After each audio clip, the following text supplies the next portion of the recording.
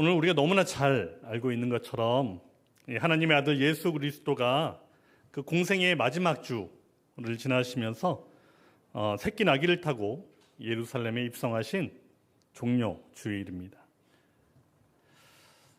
예수님께서 예루살렘에 입성하시자 그 사람들이 그 길목에 서서 자신들의 겉옷을 내어놓고 종려가지 나무를 흔들면서 그분을 다윗 가문의 이름으로 오시는 왕이라고 호칭하며 환영을 하게 되죠. 당시엔 그런 풍습이 좀 있었다고 합니다.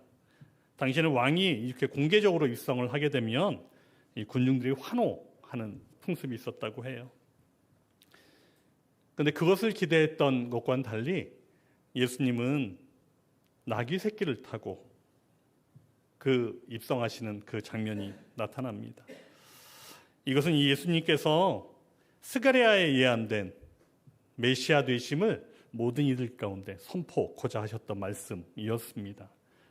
스가랴 9장 9절 말씀을 보면 시온에 따라 크게 기뻐할지어다 예루살렘에 따라 즐거이 부를지어다 보라 내 왕이 내게 임하시나니 그는 공의로우시며 구원을 베푸시며 겸손하여서 나귀를 타시나니 나귀의 작은 것 곧 나귀 새끼니라 라고 말씀하십니다. 아마 예수님의 그 입장은 분명히 이렇게 들어오셨어요. 미리 말씀하셨던 것처럼 십자가의 길까지 가야 되는 그 고난의 길을 걸어가야 되는 어린 양 되어지는 그 자리를 분명히 생각을 하고 들어오셨을 텐데 그 입장과는 달리 그 자리에 함께했던 그 무리들은 그 입성하기 전에 예수님이 행하셨던 그 행적들, 그 소식들을 전해 들음으로 인해서 분명히 그 능력이라고 하면 우리가 이 로마의 지배로부터 벗어날 수 있을 것이라고 그들은 생각을 하고 아마 그렇게 믿었을 겁니다. 그때 행적이 뭐죠? 예수님께서 행하셨던 그 기적들이 이런 기적들이었습니다. 이 나병 환자에게 직접 손을 대셔서 그 몸을 직접 고쳐주신 적도 있고요. 또 눈먼 자를 보게 하시고 듣지 못하는 자의 귀를 열어주십니다. 그리고 못 걷는 자를 일으켜 세워 걷게 하셨습니다. 그뿐만 아니라 이 더러운 귀신들을 명하셔서 그 병든 자의 몸에서 떠나가라 말씀하시니 그 귀신들이 복종하여 그 몸에서부터 떠나가게 되어집니다.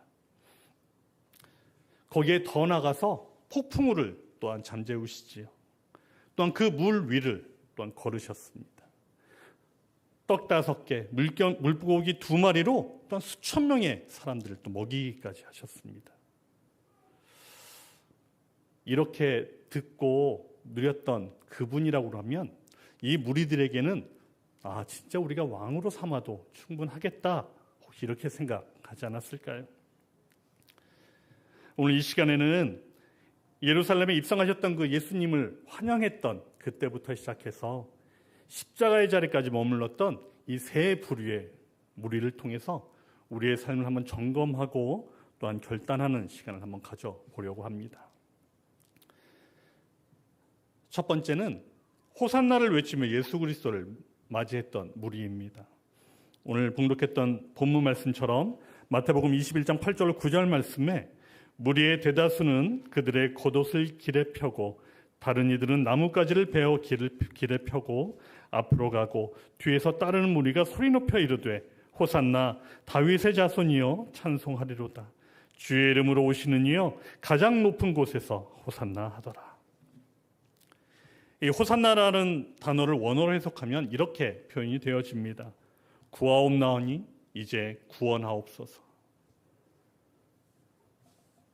물론 그들의 진정한 신앙의 고백일 수도 있겠다 싶습니다. 하지만 그 당시의 정치적인 상황을 한번 살펴보면 이는 로마의 통치하에서 신음하고 있는 우리를 제발 좀 구원하여 주옵소서, 이 땅의 자유를 좀 허락하여 주옵소서라는 외침으로 들리기 시작합니다.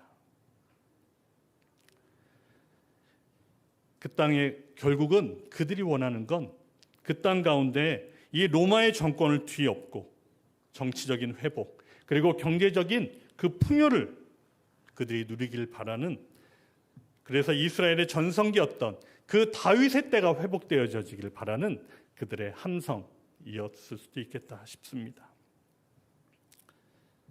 저는 국민학교 세대입니다. 초등학교가 좀 어색한 그런 세대인데요. 제가 다녔던 그 지역 학교가 청와대 근처에 있었습니다. 근데 가끔씩 학교에서 태극기를 이제 학생들에게 나눠주고 교문 밖 대로변에 일렬로 이렇게 쭉 세웁니다. 세우고 태극기를 흔들고 박수를 치며 환호까지 하라고 그렇게 이야기를 할 때가 있었습니다. 그때가 어떤 때였냐 하면 대통령이 출국하시는 때였습니다. 아니면 해외 순방을 마치고 귀국하시는 때였습니다. 만약에 거기다가 다른 나라 국기를 또 하나 딱 주면서 두 개를 흔들라고 합니다. 그때는 해외 다른 나라의 대통령이 순방하는 날입니다. 그런데 문제는 그걸 흔들며 박수치며 환호했던 학생들은 그걸 왜 흔드는지를 몰랐습니다. 도대체 이걸 누구를 환영하는 건지, 누가 지나가는지도 도저히 관심이 없습니다. 그 지나가는 그 존재에 인식을 못하고 있었다는 것이지요. 그걸 흔들 때 가장 좋았던 건 그 시간에 수업을 안 받았다는 거, 제일 행복했던 시간이었습니다. 오늘 예수 그리스도를 왕이라고 외치며 환영했던 이 이스라엘 백성들은 이 진정한 주님의 역할을 이해를 하지 못했었습니다.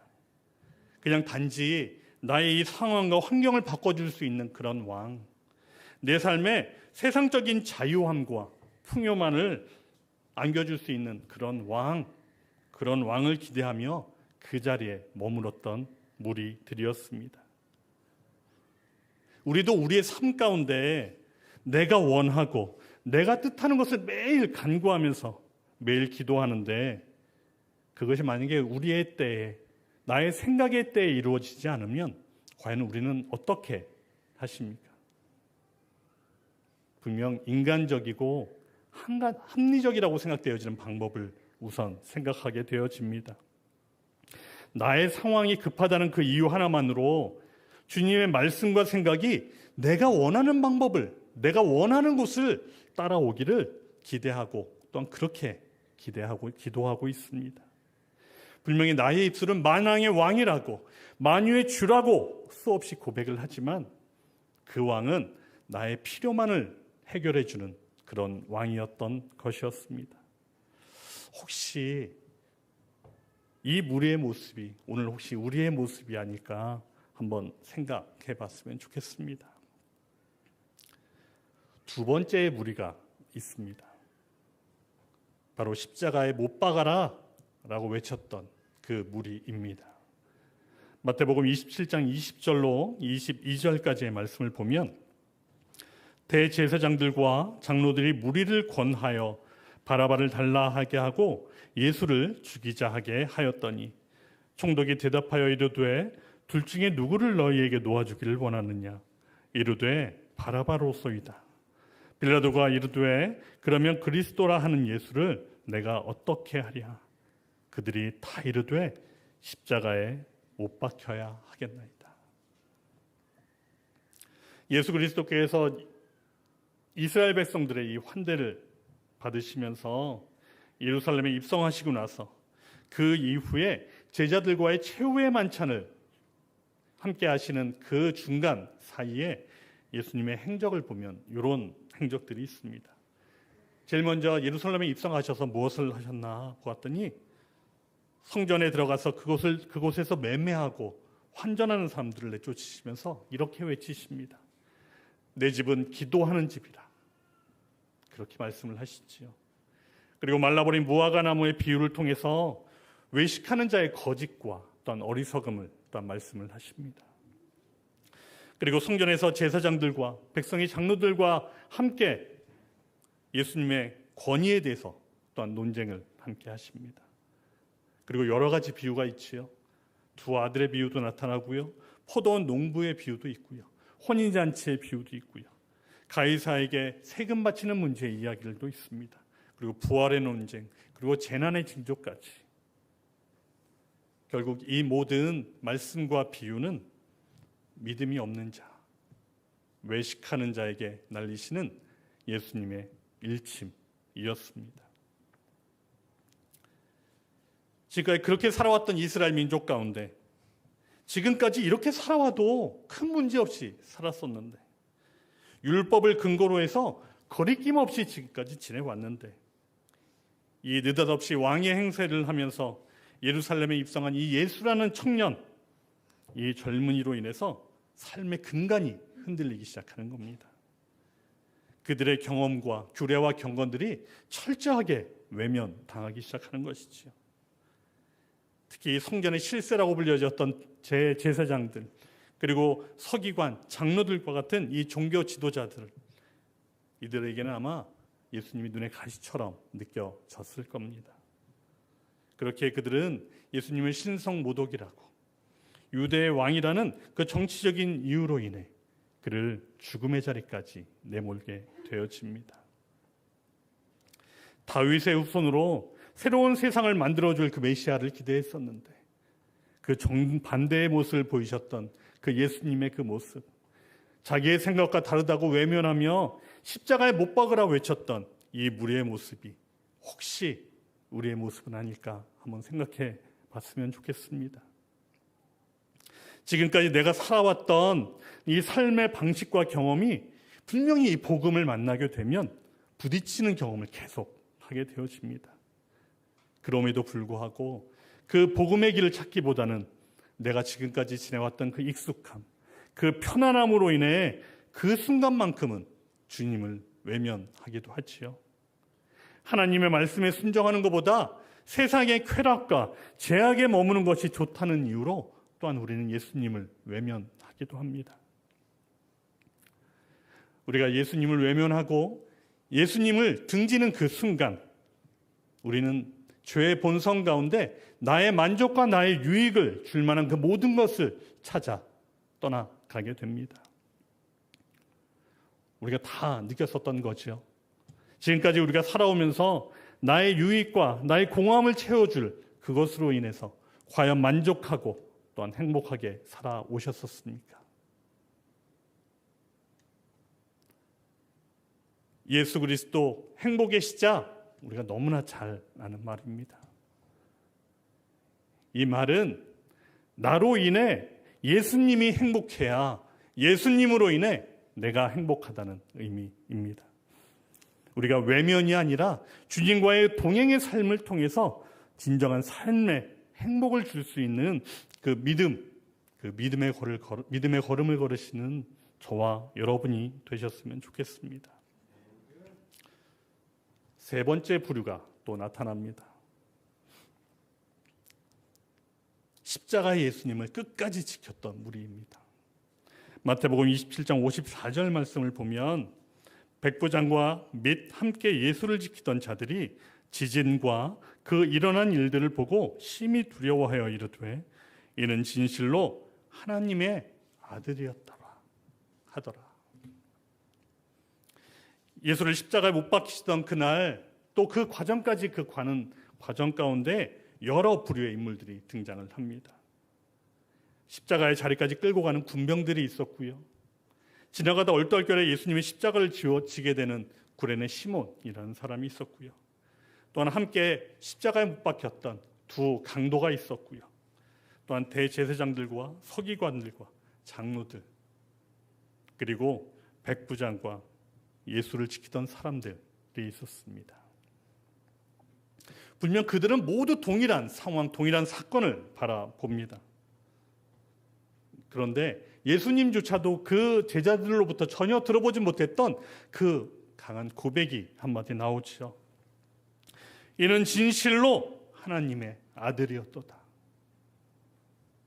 이는 예수 그리스도님의 영혼이 떠나가고, 또한 그로 인하여 지진이 일어나고, 또한 여러 기적들이 나타나 그 두려움 가운데 하는 그런 고백이 아니었습니다. 하나님의 거룩한 그 임재가 느껴지는 경외함 가운데 나온 그들의 신앙 고백이었던 것입니다.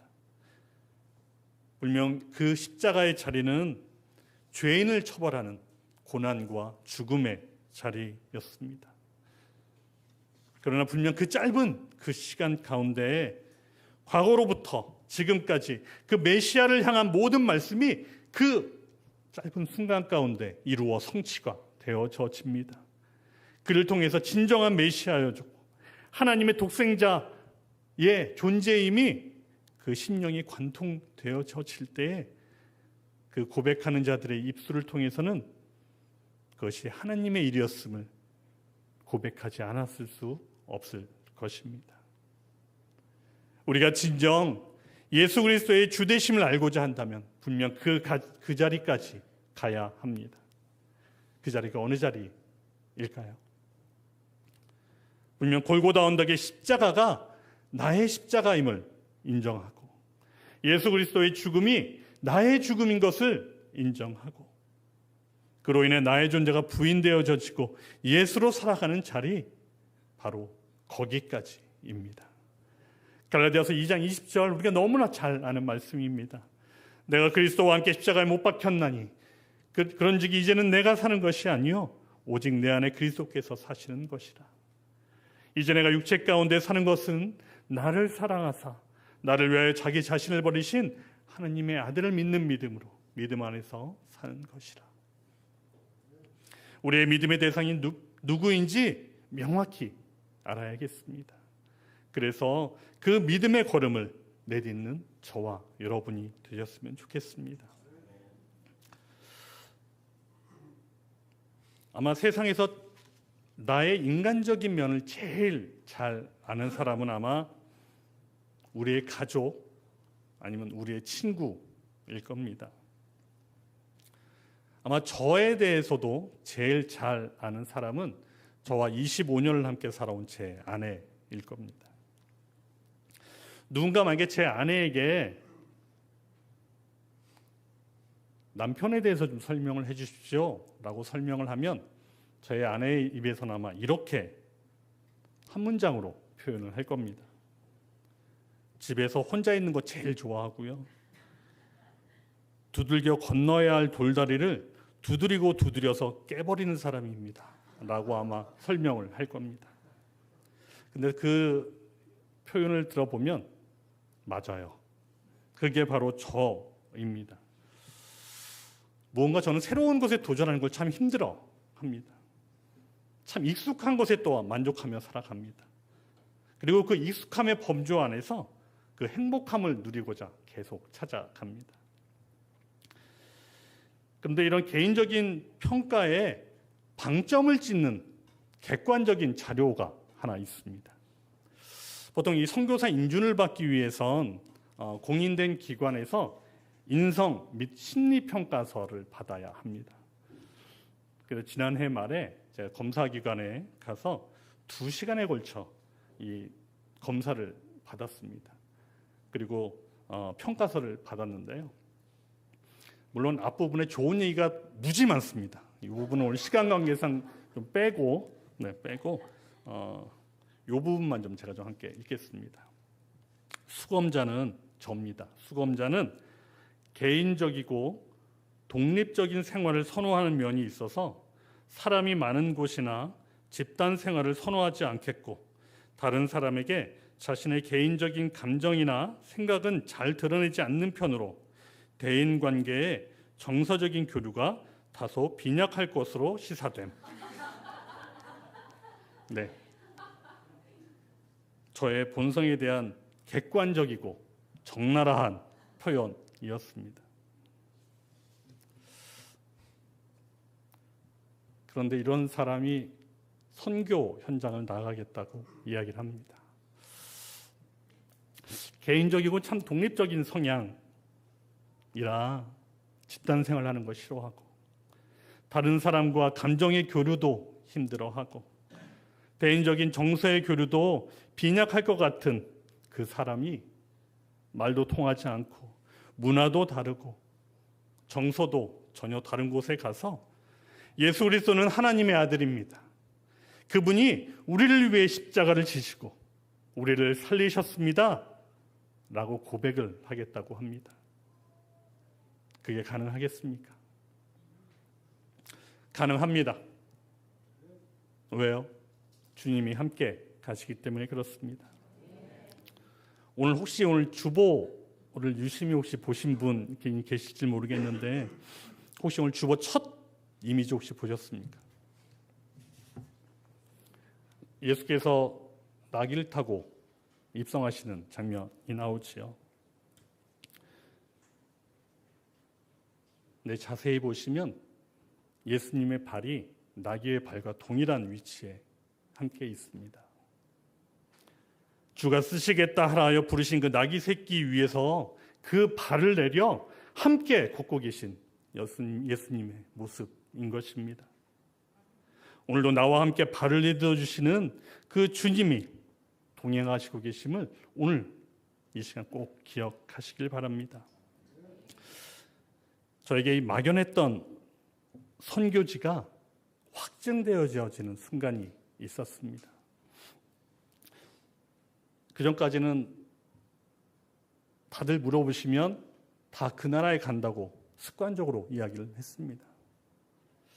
그리고 그 당시에 여러 정황과 또 여러 여건들과 또 주위에 돕는 손길들이 그 땅이 부르심에 맞겠는데? 라고 내 나름대로 확증할 수 있는 환경들이 조성되었었습니다. 거기에다가 또한 아들이 이제 그 땅에서 2년 정도 살다가 온 땅이기에 그래도 아들이 머무는 그 시간에는 그 땅의 모든 순간순간마다 그곳에 일어나는 모든 문제들에 민감하게 반응하고 그 땅을 위해서 또한 함께 기도했었습니다. 그런데 그 언젠가부터 그 시간이 계속 무뎌졌을 때쯤 작년 2월입니다. 작년 2월 그 땅에 17만 명 이상의 사상자를 낼 만큼 큰 지진이 일어났었습니다. 그때 우리 교회도 함께 특별 헌금을 통해 또한 그곳을 함께 섬기기도 했었지요. 그 즈음에 제가 금요기도회 중보기도 인도를 했습니다.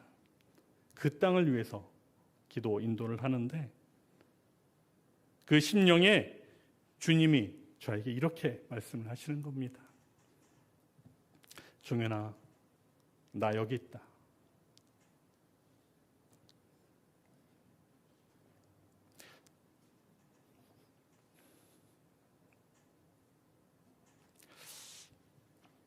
그 한마디에 저는 무너질 수밖에 없었습니다. 주님, 그렇다면 가야지요. 혹시라도 주님께서 그곳에 먼저 가 계신 것을 저에게 알려주시기 위해 그 땅에 지진이 일어났다면 저는 그 땅 가운데 빚진 자입니다. 빚진 자인데 가야지요.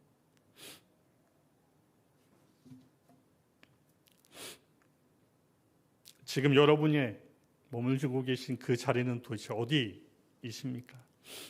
그리고 여러분은 어디까지 가셔야겠습니까? 오늘도 나의 삶의 형편이 나아지기를, 그냥 나의 마음이 평안하기를, 나의 육신이 건강하기를 간구하며 그냥 그것을 만족하게 하실 그 주님을 찾고 계시진 않으십니까? 지금까지 나는 아무런 문제 없이 신앙생활 잘하고 있었는데 주님의 그 말씀 한 자락이 나의 말씀에 걸려도 그 불편함이 싫어서 혹시 외면하고 살아가고 계시지 않습니까? 아니면 내 삶의 최고의 가치인 그 복음 앞에서 주가 쓰시겠다는 그 콜링에 순종함으로 나아가시지 않으시겠습니까? 우리 함께 로마서 10장 13절로 15절 말씀을 우리 함께 선포하며 우리 말씀을 좀 정리하고자 합니다. 로마서 10장 13절로 15절 말씀 우리 한 목소리로 합독하겠습니다. 누구든지 주의 이름을 부르는 자는 구원을 받으리라. 그런즉 그들이 믿지 않은 자는 어찌 부르리요? 듣지도 못한 일을 어찌 믿으리요? 전파하는 자가 없이 어찌 들으리요? 보내심을 받지 아니하였으면 어찌 전파하리요? 기록된 바 아름답도다. 좋은 소식을 전하는 자의 발이여 함과 같으니라. 아멘.